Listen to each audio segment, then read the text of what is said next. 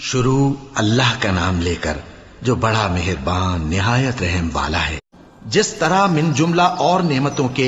ہم نے تمہیں میں سے ایک رسول بھیجے ہیں جو تم کو ہماری آیتیں پڑھ پڑھ کر سناتے اور تمہیں پاک بناتے اور کتاب یعنی قرآن اور دانائی سکھاتے ہیں اور ایسی باتیں بتاتے ہیں جو تم پہلے نہیں جانتے تھے، سو تم مجھے یاد کیا کرو، میں تمہیں یاد کیا کروں گا، اور میرا احسان مانتے رہنا اور میری ناشکری نہ کرنا۔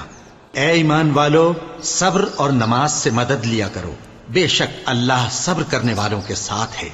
اور جو لوگ اللہ کی راہ میں مارے جائیں ان کی نسبت یہ نہ کہنا کہ وہ مرے ہوئے ہیں، وہ مردہ نہیں بلکہ زندہ ہیں، لیکن تم کو شعور نہیں۔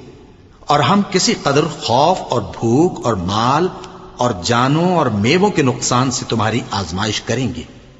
اور صبر کرنے والوں کو بشارت سنا دو کہ ان لوگوں پر جب کوئی مصیبت واقع ہوتی ہے تو کہتے ہیں کہ ہم اللہ ہی کا مال ہیں اور اسی کی طرف لوٹ کر جانے والے ہیں۔ یہی لوگ ہیں جن پر ان کے پروردگار کی عنایتیں ہیں اور خصوصی رحمت بھی ہے، اور یہی سیدھے رستے پر ہیں۔ بے شک کوہ صفا اور مروہ اللہ کی نشانیوں میں سے ہیں، تو جو شخص خانہ کعبہ کا حج یا عمرہ کرے اس پر کچھ گناہ نہیں کہ دونوں کے درمیان چکر لگائے،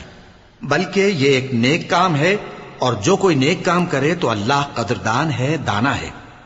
جو لوگ ہمارے حکموں اور ہدایتوں کو جو ہم نے نازل کی ہیں کسی غرض فاسد سے چھپاتے ہیں، باوجود کہ ہم نے ان کو لوگوں کے سمجھانے کے لیے اپنی کتاب میں کھول کھول کر بیان کر دیا ہے، ایسوں پر اللہ اور تمام لعنت کرنے والے لعنت کرتے ہیں۔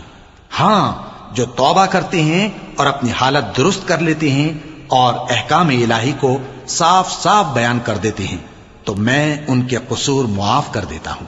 اور میں بڑا معاف کرنے والا بڑا مہربان ہوں۔